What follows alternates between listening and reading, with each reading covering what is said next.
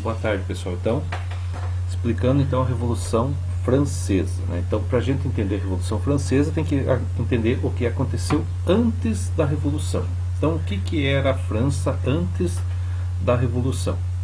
Então, ali, como podem observar, a França participou em 1778 da Revolução Americana, né, que promoveu a independência dos Estados Unidos. Isso causou um grave aumento da despesa francesa.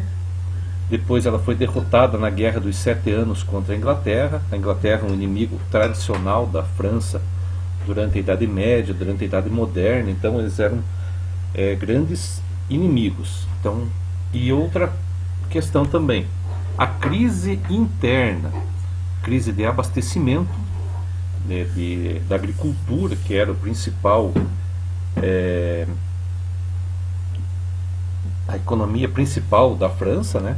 Colheitas insuficientes, fome, exploração, a inflação.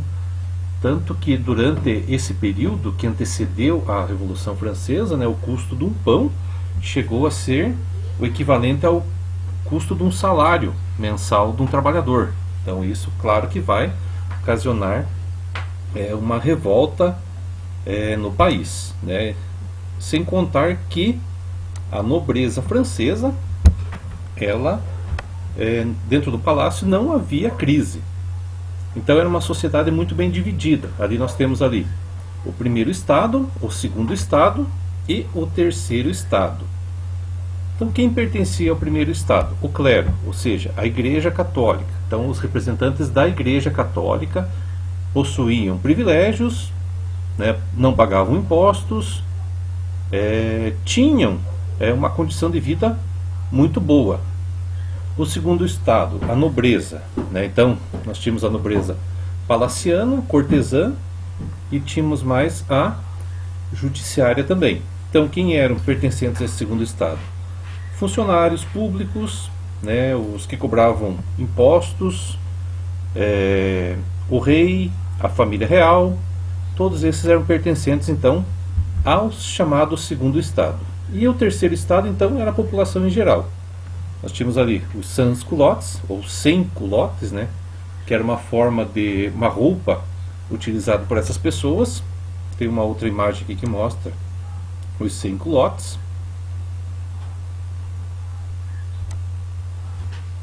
Então eram os pobres. Ali nós temos ali artesãos, burgueses. Quem eram os burgueses? Podemos definir burgueses como pequenos empresários. Ali, comerciantes, camponeses e também uma parcela do clero também, que era aqueles padres paroquianos, né? Então, que não tinham privilégios nenhum. Então isso era a sociedade francesa da época. Aqui essa imagem então, nós temos aqui esse senhor representando o terceiro estado, carregando a nobreza e o clero junto também. Então, a tensão na França, né, antes da Revolução, é que quem dominava a política era uma pequena parcela da população, o primeiro e o segundo estado, que eram cerca de 2% da população francesa, enquanto o restante tinha que acatar, pagar os impostos e não podiam reclamar nada. O rei na época era o Luís XVI. Então ele sempre beneficiava os seus amigos, né, a sua nobreza. E contra ele, então, nós tínhamos agora as ideias iluministas. Quem eram os iluministas? Aqueles que não acreditavam tanto na Igreja Católica, que procuravam mais a razão do que a religião, né, a burguesia que procurava melhores condições de vida, até mesmo para manter os seus negócios, né, e a população em geral. Tanto que em 9 de junho de 1789 eles fundam a chamada Assembleia Constituinte. O que é Constituinte? Constituinte, né, na Constituição, é o conjunto de leis que regem as normas de um país. Então todo país organizado tem uma Constituição. Nós temos a nossa, que está em vigor desde 1988.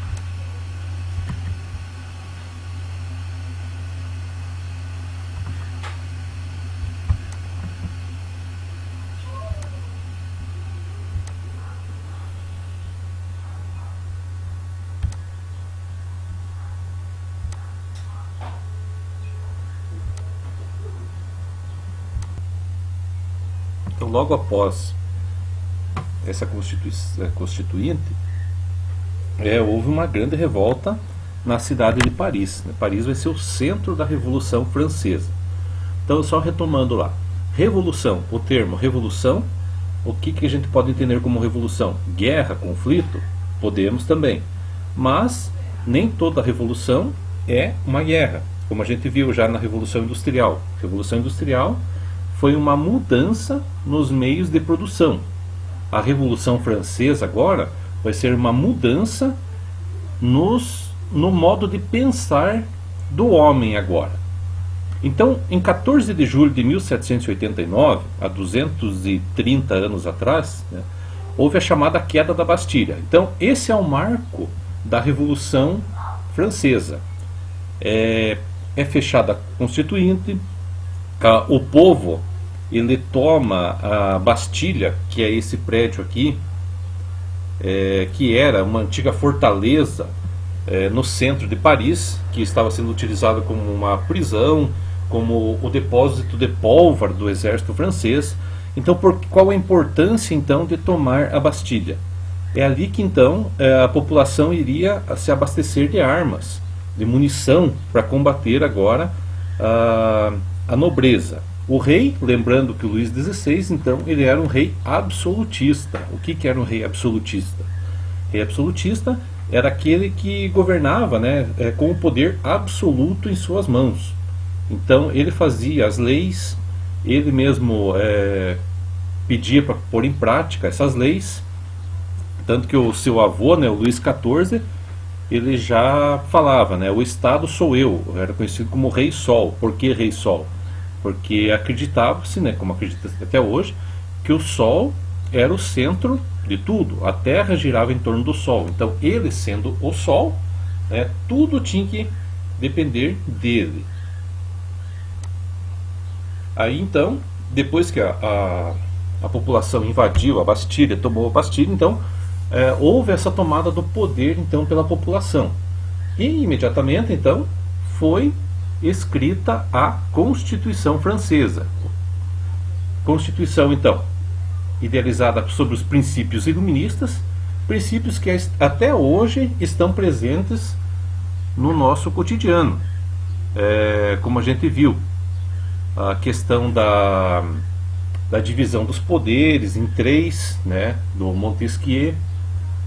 Então essa Constituição tem como base ali liberdade, igualdade e fraternidade. Esse é o lema da Revolução. A questão também da propriedade privada. Todos têm uma propriedade, então tem que ser respeitada essa propriedade. A classe social não indica sua importância. Então agora não existe mais aquela divisão de classes com a sua importância. Então nobres, o clero, a população em geral, todos são iguais perante a lei.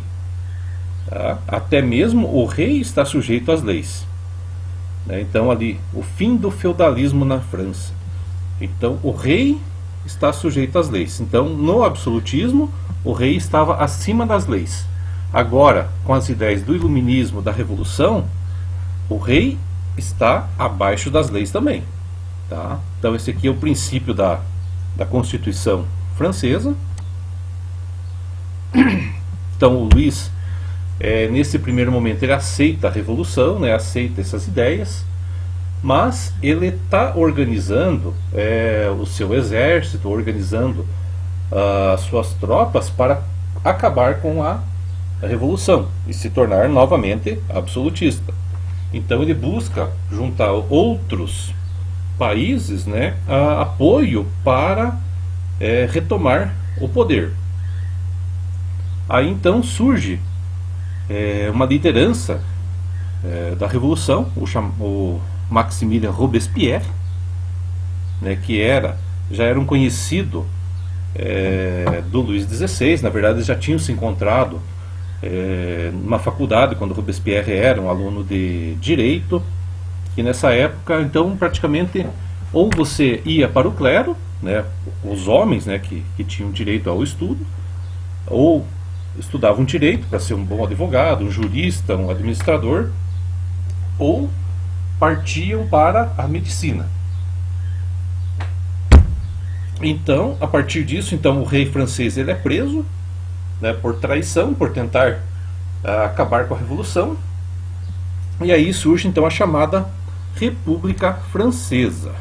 Olha aqui então esse quadro de época mostrando a fuga do rei e a sua prisão, né? Então aqui o Luís XVI e a Maria Antonieta, a sua esposa, foram presos, né? Depois vão ser decapitados, né? O Luís XVI é considerado então um rei impotente, né? Aí começa então o grande debate político na França, a divisão da Assembleia. Então aí nós temos dois grupos importantes aqui, né? Os girondinos de direita e os jacobinos de esquerda. Os girondinos então os mais conservadores e os jacobinos então os revolucionários. Então esse debate da República Francesa na Assembleia então é o debate que existe até hoje na nossa Assembleia também, na nossa Câmara dos Deputados, tanto deputados, senadores, vereadores. Então onde há discussão majoritária, nós temos esse debate entre direita e esquerda, né? E também hoje também nós temos o centro, né? Na época era conhecido como pântano. Por que conhecido como pântano ou centro, né? Porque são aqueles deputados indecisos, aqueles legisladores então que partem para um lado a partir do momento que esse lado então seja conveniente para eles. Então, mas aqui nós temos girondinos e jacobinos, então bem definidos a sua divisão. Um de centro, um de direita e um de esquerda. Então uns mais radicais e outros mais conservadores. Então aqui também, a França nesse período também tinha problemas externos para resolver, essas guerras externas, né? Países estrangeiros se aproveitando da situação para invadir as fronteiras francesas. A Áustria, que a Maria Antonieta, mulher do Luís XVI, era austríaca, então queria ajudar o Luís XVI. Então o esforço de guerra era muito caro, complicava a recuperação da França após a Revolução.